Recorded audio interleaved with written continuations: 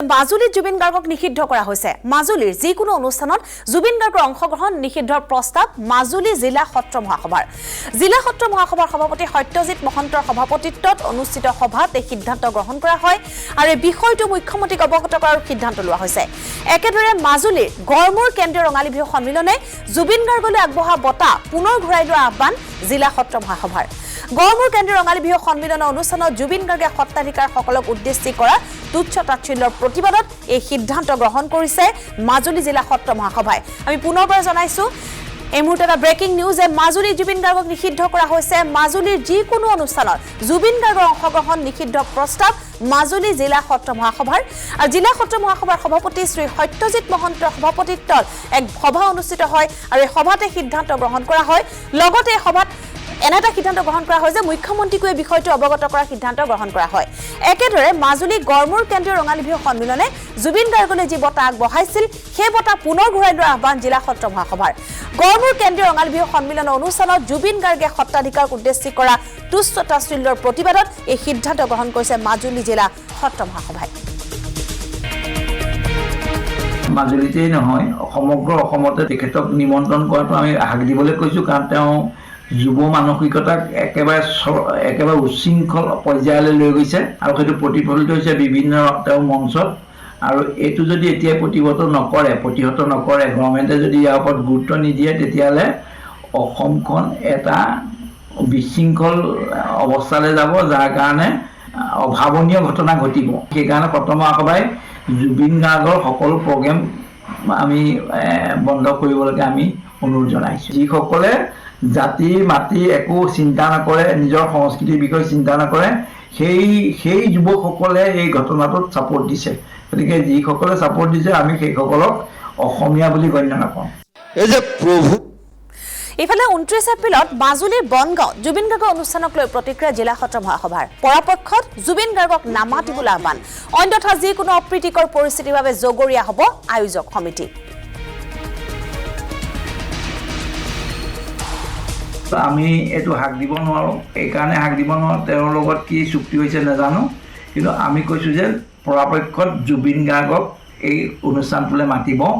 নালাগে আৰু যদি অপ্ৰীতিকৰ ঘটনা ঘটে তেতিয়াহ'লে তেওঁ এই সমিতিখন জগৰীয়া হ'ব আৰু লগতে অসম চৰকাৰো জগৰীয়া হ'ব বুলি আমি সত্ৰ মহাসভাই অনুভৱ কৰিছোঁ সত্ৰাধিকাৰসকলৰ উপস্থিতি আমি কোনো ধৰণে কাম নকৰা নাই আৰু কেতিয়াও বিহু সন্মিলনত ভৱিষ্যতেও কোনো সত্ৰাধিকাৰে অংশগ্ৰহণ নকৰে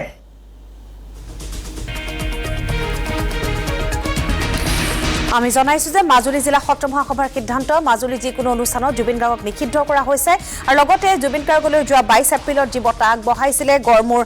কেন্দ্ৰীয় ৰঙালী বিহু সন্মিলনে সেই বঁটা ঘূৰাই লোৱাৰো ইতিমধ্যে আহ্বান জনাইছে কমিটিক এই সন্দৰ্ভত আমি অধিক জানিবলৈ আমি ফোন লাইনত সংযুক্ত হৈছোঁ Majuli senior bureau chief Ranjan বৰাৰ সৈতে ৰঞ্জন 22 এপ্ৰিলত মাজুলী গড়মূৰ কেন্দ্ৰীয় ৰঙালী বিহু সন্মিলনত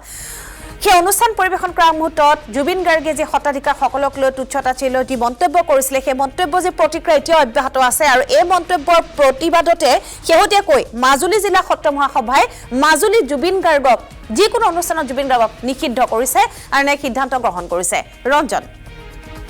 সংঘমিত্ৰা চাওক যে 29 এপ্ৰিলত যিহেতু মাজুলী জুবিন গাৰ্গৰ অনুষ্ঠান আছে মাজুলীৰ বনগাঁও অঞ্চলত আৰু এই অনুষ্ঠান পূৰ্বৰে পৰা ঠিক কৰি থোৱা হৈছিলে যে বনগাঁও অঞ্চললৈ যি আহি থকা তাৰিখ আছে সেই 29 এপ্ৰিলত জুবিন গাৰ্গ আহিব আৰু যিহেতু গড়মূৰত যি 22 এপ্ৰিলৰ যি ঘটনা আছিলে নিশাৰ ভাগত জুবিন গাৰ্গে যি বিতৰ্কিত মন্তব্য কৰিছিলে সেই মন্তব্যৰ পাছত গড়মূৰত যিহেতু পিছদিনাখন জুবিন গাৰ্গে সেইদিনা নিশাই ক্ষমা খুজিলে আৰু তাৰ পাছত মাজুলীত যিহেতু বঁটা প্ৰদান কৰিছিলে যিটো বঁটা প্ৰদান কৰিছিলে কেৱল মাজুলী গড়মূৰৰ যি পূবেৰুণ কলা পৰিষদ আছিলে পূবেৰুণ কলা পৰিষদ নামৰ অনুষ্ঠানটোৱে বঁটা প্ৰদান কৰিছিলে আৰু এতিয়া বঁটা ঘূৰাই দিবলৈ আচলতে দাবী জনাইছে মাজুলী জিলা সত্ৰ মহাসভাই গতিকে এই দুয়োটা কথা আচলতে এই মুহূৰ্তত মিল নাই কাৰণ গড়মূৰ যি পূবেৰুণ কলা পৰিষদ আছে পূবেৰুণ কলা পৰিষদে জুবিন গাৰ্গক বঁটা প্ৰদান কৰা হৈছিলে কিন্তু সেই বঁটা জুবিন গাৰ্গক ঘূৰাই দিবলৈ